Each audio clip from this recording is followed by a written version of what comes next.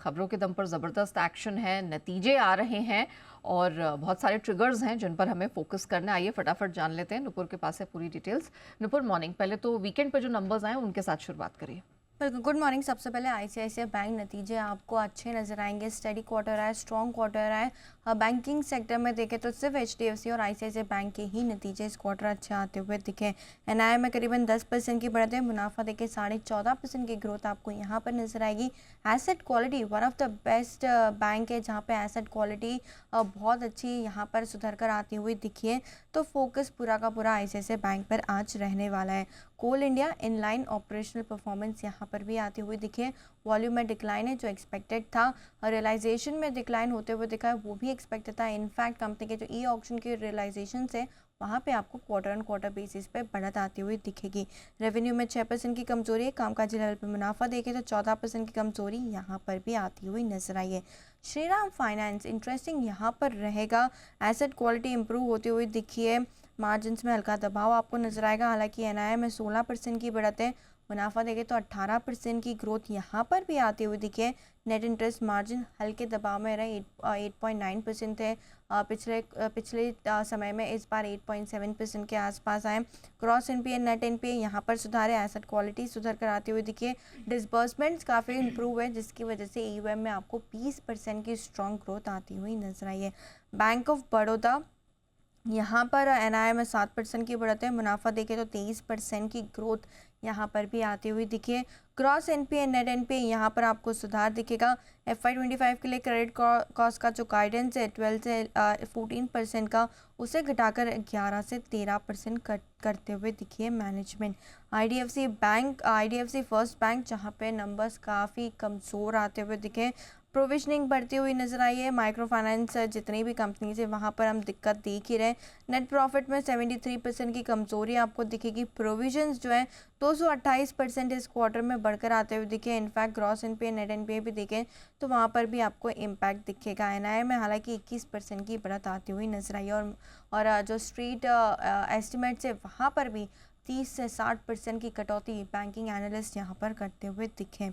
बंधन बैंक ये एक इंटरेस्टिंग यहाँ पर होते हुए दिख सकता है।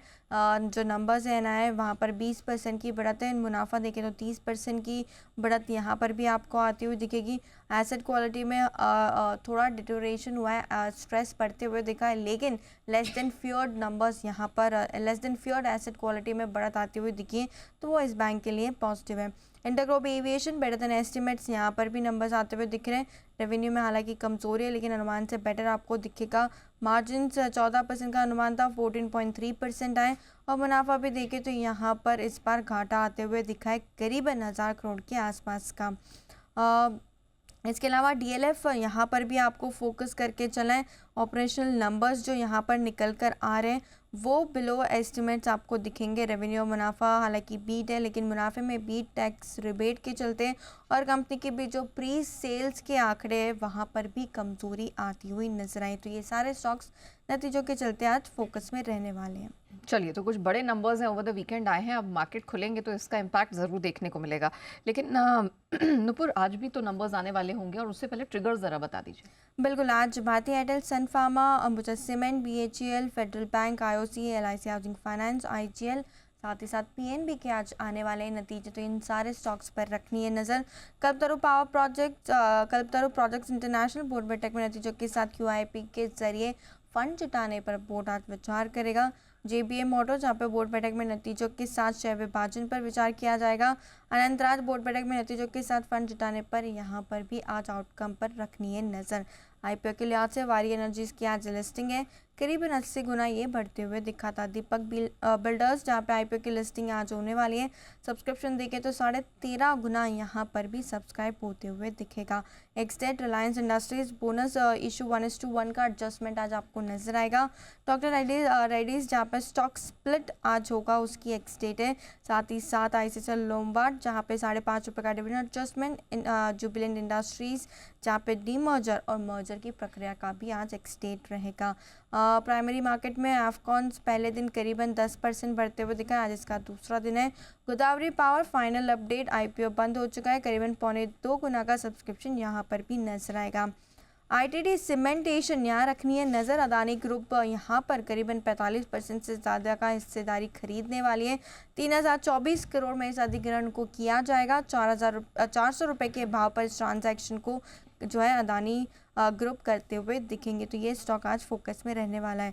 मैक्स फाइनेंशियल सर्विसेज और एक्सिस बैंक, जहाँ पे मैक्स लाइफ इंश्योरेंस के ट्रांजैक्शन के संबंध में दोनों कंपनियों को सेबी ने शोकोज नोटिस जो है वो मिल चुका है।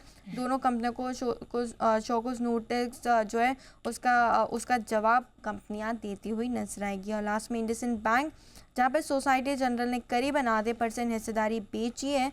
1070 के भाव में इस ट्रांजैक्शन को किया गया है। ऑलराइट, थैंक यू नुपुर, वो पूरी डिटेल दर्शकों के सामने रखने के लिए।